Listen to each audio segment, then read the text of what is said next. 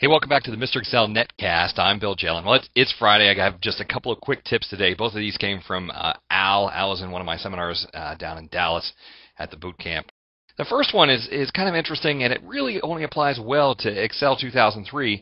We happen to be looking at View, Toolbars, Forms, the Forms toolbar.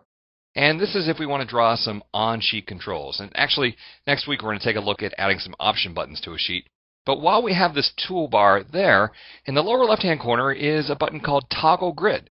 And while this might be used for a form, it's also really just useful to hide the grid lines in a worksheet. Now, of course, we could do this with Tools, Options, View, Grid Lines, but that's 4 or 5 clicks away, and I can deal with the grid lines. But if it was just a single click, I have to admit there'd be times where I would turn the grid lines off.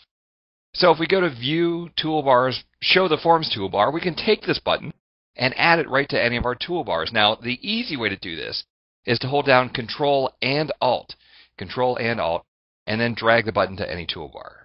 Very easy. Now we have it up there. I'll close the Forms toolbar, and we can turn grid lines on or off, on or off.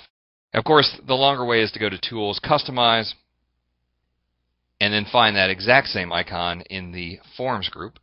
All the way at the bottom we have Toggle Grid, and you can drag that to your toolbar. Now in Excel 2007, I cannot find this icon anywhere. And it turns out in Excel 2007, they in theory made life easier for us if we would just go to the Page Layout tab.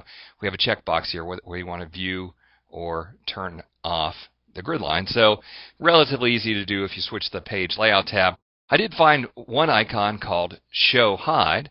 And Show Hide allows me to open basically a drop-down where I can choose whether I want to show grid lines or the formula bar or not.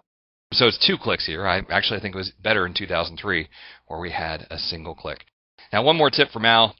I know a lot of times if we have multiple worksheets, you know that you can move from worksheet to worksheet very quickly using Control Page Down, Control Page Up. So here I'm on Sheet 1, Control Page Down to Sheet 2, Sheet 3, Sheet 4. But a really cool tip, the one that I had never learned before, was that if we need to move across a worksheet, so we have a really long worksheet, if we do Alt Page Down, that takes us one screen full to the right. So Control Page Down will allow us to fly through a worksheet, and Control Page Up will allow us to go back to the left. Very cool way to navigate between many columns or screenfuls of data in a really wide spreadsheet.